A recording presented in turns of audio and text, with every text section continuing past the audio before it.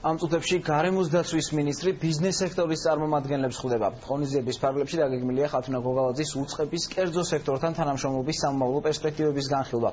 შეხვედრის ფარგლებში გარემოს დაცვითის ზედამხედველობის სამსახურის მუშაობის შედეგებსაც შეაჯამებენ.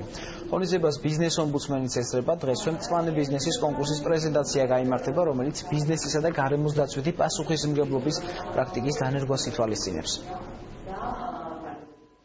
ხშირ შემთხვევაში იყენებს ბუნებრივ რესურსებს ერთის მხრივ, მეორეს მხრივ მათი საქმიანობა გარემოს დაბინძურებასთან არის დაკავშირებული. მნიშვნელოვანია, რომ რაციონალურად მოხდეს სახელმწიფოს ბუნებრივი რესურსების გამოყენება ერთის მხრივ, მეორეს მხრივ ბიზნესის კეთებას არ უნდა შეეშალოს ხელი, ამიტომაც მნიშვნელოვანია, რომ დიალოგი არსებობდეს ერთის მხრივ სახელმწიფო საჯარო დაწესებულებას გარემოს დაცვის სამინისტროსა და მეორეს მხრივ ბიზნეს სექტორს შორის. შეხვედრის მიზანი გახლავთ, რომ პირველ რიგში გავაცნოთ ის მიმდინარე რეფორმები, რაც შეიძლება საინტერესო იყოს ბიზნეს სექტორისთვის, ასევე დაგეგმილი ცვლილებები ექნება საკანონმდებლო ინსტიტუციური თუ თქვათ მათი საინტერესო საკითხები.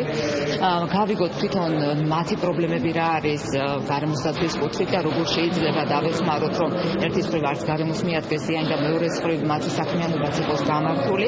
ვისელ ჯგუფისათვის გარემოს ზრუნვა ერთ-ერთი ძირითადი პრიორიტეტია. შესაბამისად მივესალმებით დღევანდელი ინიციატივას და მომხრე ვიქნებით და მონაწილე ვიქნებით ყველა იმ პროექტებისა, რომელიც ამ კუთხით სამინისტროს ინიციირებულია.